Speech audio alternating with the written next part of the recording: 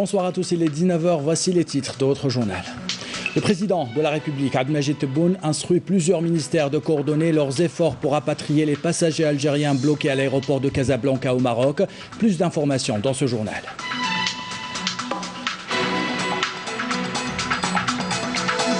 Le coronavirus a fait sa 3e victime en Algérie. Nous consacrons une grande partie de ce journal à vous parler des mesures préventives prises par le gouvernement pour protéger les Algériens. Nous écouterons la déclaration du Premier ministre Abdelaziz Jarrad. Il était à l'hôpital Frantz Fanon de Blida.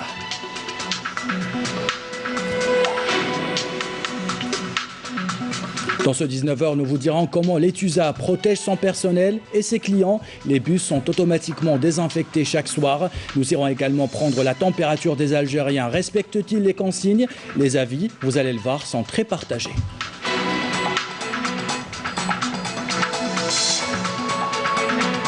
L'Algérie célèbre aujourd'hui la journée nationale des personnes handicapées. Nous vous proposons un portrait d'un jeune de 28 ans, Armis Meliana, qui défie les entraves et qui respire la vie. Nous irons également à Louiba vous voir comment les trisomiques retrouvent le sourire grâce à l'équithérapie. Voilà pour les titres. Bienvenue à tous. Tout d'abord, le président de la République, Abdelmadjid Tebboune, a donné des instructions au ministre des Affaires étrangères, des Travaux publics et des Transports pour le recensement et la prise en charge des Algériens bloqués à l'aéroport de Casablanca au Maroc, en prévision de leur rapatriement vers l'Algérie. Pour rappel, les gouvernements algériens et marocains avaient décidé jeudi soir de suspendre temporairement leur liaison aérienne comme mesure préventive contre la propagation du coronavirus, selon un communiqué de la présidence de la République. Et selon le bilan du ministère de la Santé, 10 nouveaux cas de coronavirus ont été enregistrés, ce qui porte à 37 le nombre de cas confirmés. Le Premier ministre Abdelaziz Jarrad a inauguré, en compagnie du ministre de la Santé, de la Population et de la Réforme hospitalière, un centre de confinement sanitaire au niveau du CHU de Frantz Fanon à Blida. Sur place, le Premier ministre Abdelaziz Jarrad se voulait rassurant. Toutes les mesures ont été prises pour prendre en charge les personnes atteintes et éviter d'éventuelles contaminations. Le Premier ministre a appelé les Algériens à faire preuve de vigilance, de prudence pour éviter la propagation de ce virus. Je vous propose de l'écouter. Il s'agit de prendre ces précautions parce que nous sommes dans une situation, comme vous l'avez vu, mondiale. Tous les pays, même les plus développés, sont touchés. Nous sommes les voisins de l'Europe et l'Europe est devenue le foyer central de cette pandémie. Nous avons des échanges en matière de transport aérien, de transport maritime. Nous avons pris des décisions pour réduire d'une manière importante les flux entre l'Europe et notre pays. Nous continuons à suivre de très près l'évolution de la situation tant en Europe que dans le monde. Et il s'agit aussi de prendre un certain nombre de mesures que nous avons. Nous avons pris des mesures concernant des stades à huis clos. Nous avons pris des mesures pour éviter à ce que la population se rassemble dans des endroits avec un nombre important. Mais ce que je voudrais dire, c'est que les citoyens et citoyennes doivent prendre conscience. Une conscience individuelle et une conscience collective que nous avons affaire à une crise mondiale. C'est une crise mondiale qui touche notre pays. Jusqu'à présent, alhamdoulilah, le nombre est minime, mais il faut parer à toutes les situations. Le gouvernement, avec les orientations du Monsieur le Président de la République, a pris en charge depuis le début, a fait une politique de prévention pour empêcher à ce que ce phénomène se développe à travers tous les territoires nationaux. C'est pour cela que nous conseillons aux citoyens d'éviter de se regrouper, d'aller dans des endroits où il y a un nombre important, d'éviter de monter dans des bus avec un nombre très important, etc. Je crois que le citoyen algérien a des réflexes pour comprendre que c'est sa vie et sa santé qui est en danger. Maintenant, je voudrais aussi dire à mes frères et sœurs du Hirak, nous ne sommes pas là pour chercher à l'utilisation politique de ce mouvement comme le font certains. Mais je leur dis, faites très attention. S'il s'agit de votre santé, il s'agit de votre vie, méfiez-vous. prenez toutes les précautions. Vous pouvez sortir quand vous voulez, mais prenez toutes les précautions pour éviter à ce que votre santé, la santé de vos voisins, la santé de vos frères, la santé de nos mères qui, parfois, je les vois en train de sortir, de nos pères, soit en danger. Faites très attention, parce que si cette maladie s'éparpille à travers tout le territoire national, لا قدر الله نكونوا في مرحلة أخرى. وبالتالي ننتظر من كل الجزائريين والجزائريات أن يكونوا في هذا الوعي الجماعي، لأن أمام الصعب وأمام الأزمات الشعب الجزائري دائما يتحد. Et les transports en commun sont considérés comme l'un des foyers de propagation de ce virus. L'établissement de transport urbain d'Alger a décidé de protéger son personnel avec la distribution de gel hydroalcoolique et de protéger aussi les utilisateurs. Désormais, à la fin de chaque service, les bus de l'Etusa sont automatiquement désinfectés. Camélia Melel. Lieu de concentration humaine, les transports en commun sont des vecteurs potentiels de propagation des maladies. En ces temps d'épidémie de coronavirus, l'établissement de transport urbain et suburbain d'Alger, Etusa, a pris des mesures d'hygiène et de prévention particulières à destination du personnel et des usagers. L'Etusa a pris les précautions nécessaires. Dans chaque bus, il y a les gels pour se désinfecter. Il y a des désinfections la fin de la journée par une société spécialisée dans ce domaine. Donc vous comprenez que nous avons pris toutes les précautions qu'il faut. Nous avons également mis des affiches de sensibilisation contre ce nouveau coronavirus dans les bus et même dans nos hangars.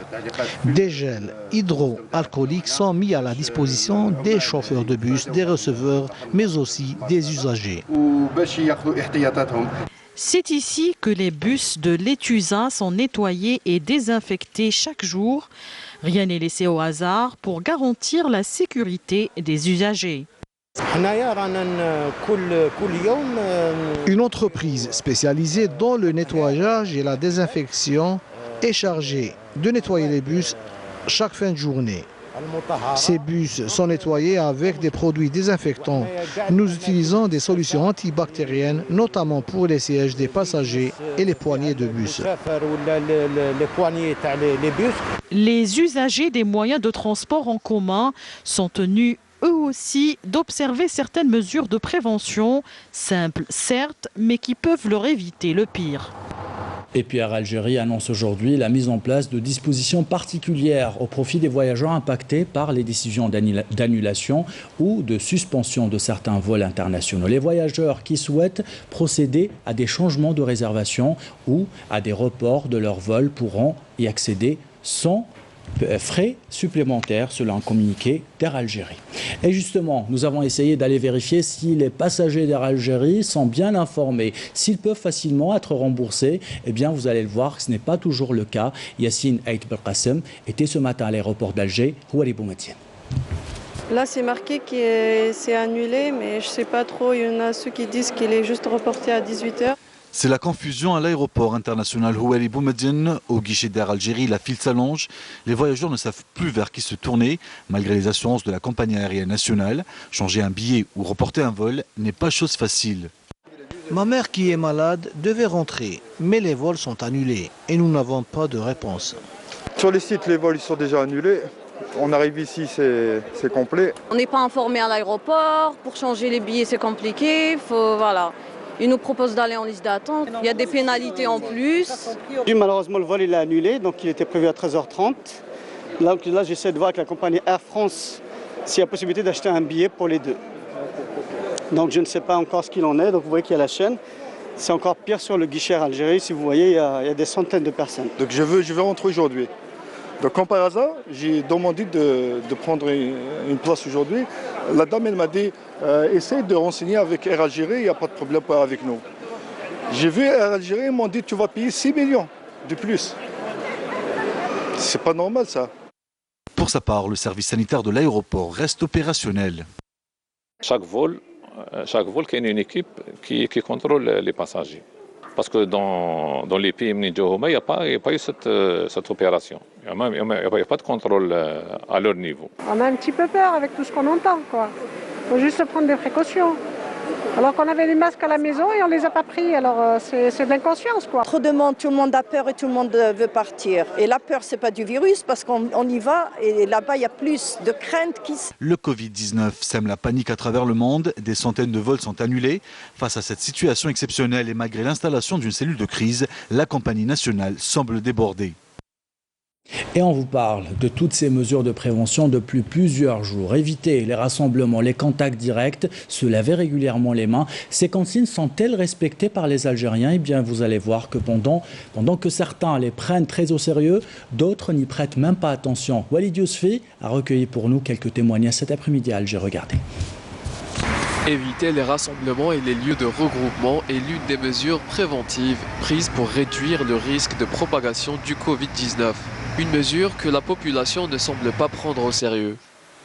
اليوم اللي بدينا جبناهم لهنا يحبسوا شويه دوك خرجناهم بيان سور مع فاكونس هذين خرج جوج بناتي وجوج دراري مازالهم كبار هما راهم يلعبوا باش تاخذ لي بروكسيون تاعك دائما ماشي تاع هذا الوباء ولا كورونا ولا دونك كيما هنا كنا هذا لي ميزيس ما ندخلوش هنا نريحوا كاع في الديار ما نخدموش خاطرش مازال يعني ماشي لا مالادي هذه ما مشاتش يعني. Certains citoyens ont changé leurs habitudes. Ils ne sortent plus sans masque et gel hydroalcoolique. أنا دايرتها باسكو أنا خايفة نمرض باسكو حنايا كوم رانا في بلاصة هذه فيها الغاشي وفيها لي زيترونجي فيها عباد بالك لي مرض بالك لي ماشي مرض الواحد يديرها باش ما يمرضش أو ميم طون باش إلا مرض ما يعزيش الناس. Des gestes simples peuvent minimiser la propagation du Covid-19. Se laver les mains régulièrement et utiliser des gels hydroalcooliques sont fortement recommandés par les spécialistes.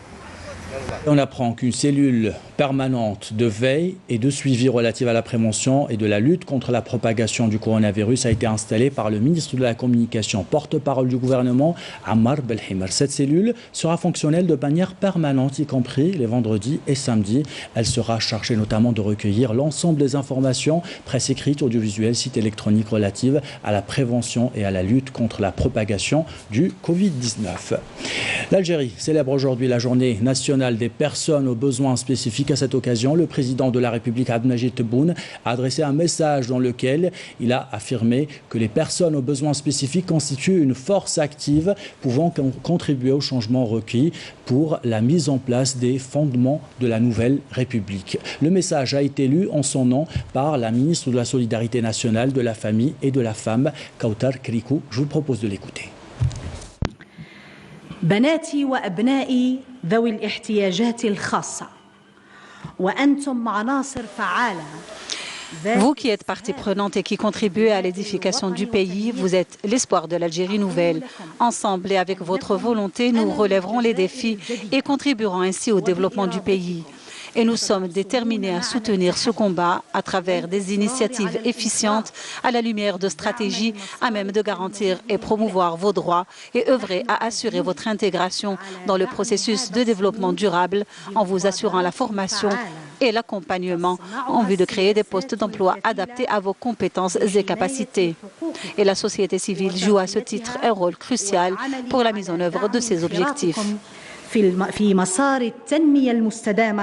Ce communiqué maintenant du ministère de la Défense nationale, le général-major Saïd Chengriha, chef d'état-major de l'armée nationale populaire par intérim, effectuera demain une visite de travail à l'école nationale préparatoire aux études d'ingénierat à Louiba. Lors de cette visite, le général-major présidera une réunion annuelle des cadres et des responsables des structures de formation de l'armée nationale populaire et tiendra une rencontre d'orientation avec les élèves des écoles militaires selon un communiqué du ministère de la Défense nationale. On vous parle de la journée nationale des personnes handicapées. Voici l'exemple maintenant d'Ahmed, 28 ans. Il a transformé son handicap en challenge. Son parcours est extraordinaire, vous allez le voir. Après l'obtention de 3 baccalauréats, une licence et un master, il a décroché un poste d'assistant en commerce international. Mais son parcours a été parsemé d'embûches. Son portrait est signé Walid Yousfi.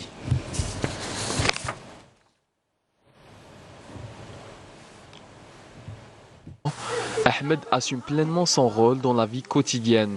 Mieux encore, il est détenteur de plusieurs diplômes. Actuellement, j'ai 3 bacs, exactement. J'ai 3 bacs de façon constitutive et j'ai fait des études dans droit des affaires et entreprises, premièrement, et plus études dans licence littérature anglaise et communication. Et plus j'ai fait TS gestion des ressources humaines et master administration des affaires. Grand athlète depuis 10 ans, Ahmed déplore l'existence d'un club handisport à Khmis Miliana. Je fais l'athlétisme depuis 2010. C'est l'année que j'ai intégré l'université sur Alger. J'ai commencé à découvrir le sport à travers un ami à l'étranger qui m'a encouragé pour faire le sport. J'ai fait le sport mais de façon individuelle parce qu'il n'y a pas un club handisport. Notre club c'est récemment créé au niveau de notre ville pour promouvoir le sport pour notre catégorie. Aller jusqu'au bout de ses rêves n'a toutefois pas été chose facile. Honnêtement, j'ai rencontré beaucoup de difficultés durant mes études et j'étais un combattant, surtout le blocage administratif envers les catégories des handicapés. Recruté dans le cadre du pré-emploi, il occupe le poste d'assistant commerce international dans un établissement financier. 2 ans après, il attend toujours d'être confirmé dans ses fonctions. Il a su s'imposer dans un secteur à haut risque malgré les contraintes. Il n'y a pas de motivation. Personnellement, je ne trouve aucune motivation pour nous dans l'encouragement. Il n'y a pas d'encouragement pour nous pour travailler. C'est-à-dire un emploi qui est financé par l'État pour faire cette activité, ça y est. À force de persévérer, on ne peut que réussir. Et cela, Ahmed Fqir l'a très bien compris. Et pendant ce temps-là, une association de Bouinen aide les personnes trisomiques à mettre le pied à l'étrier grâce à l'équithérapie au club équestre Équateur de Bouferrique. Une méthode qui a prouvé son efficacité grâce à un contact direct avec les chevaux. Les trisomiques prennent confiance et retrouvent le sourire. C'est une immersion signée Sarah Drebel.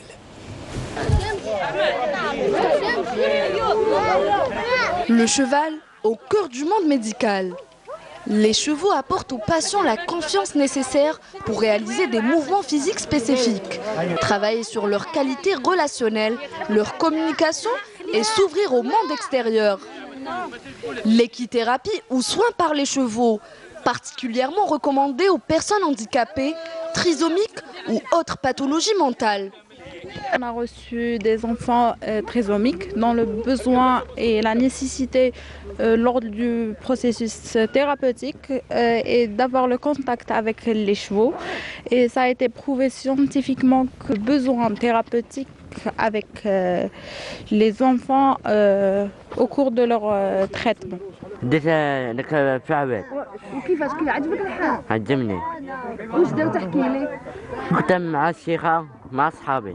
Pour cette journée nationale des handicapés, le centre équestre Équateur de Bouferrique a ouvert grand ses portes en accueillant l'école des enfants handicapés de Bouinen. Une bienveillante initiative qui a permis à ces enfants de passer une agréable journée en compagnie des chevaux. C'est un plaisir لينا للذراري. On considère ces enfants comme des enfants normaux et non pas des handicapés. Et c'est toujours un plaisir de les recevoir.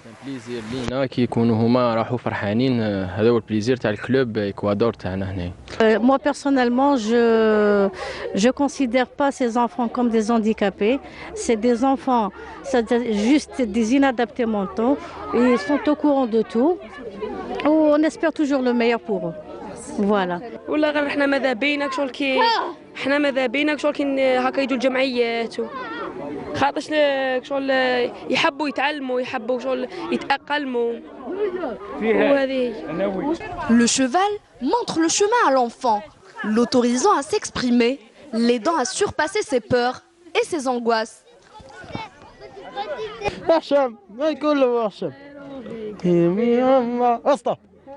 تحية لهالكم باي باي باي باي هنا لا اوف ديلو باي باي هذا بدي باي باي راسبور يا اوف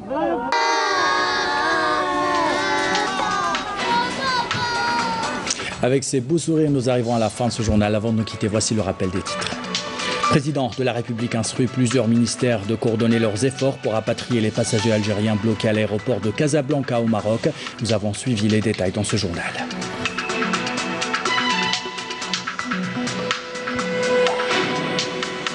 Le coronavirus a fait sa 3e victime en Algérie. Nous avons consacré une grande partie de ce journal à vous parler des mesures préventives prises par le gouvernement pour protéger les Algériens. Nous avons écouté également la déclaration du Premier ministre Abdelaziz Jarrad. Il était à l'hôpital Frantz Fanon de Blida.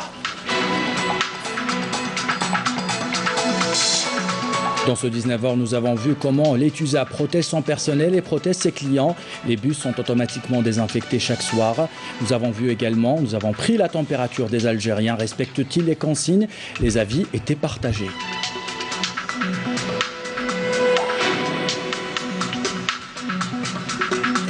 L'Algérie a célébré aujourd'hui la journée nationale des personnes handicapées. Nous avons vu un portrait d'un jeune de 28 ans, Ahmis Meliana, qui défie les entraves et qui respire la vie. Nous sommes allés également à Rouiba voir comment les personnes trisomiques retrouvent le sourire grâce à l'équithérapie.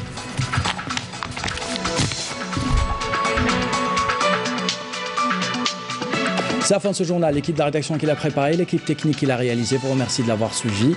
Belle soirée à tous.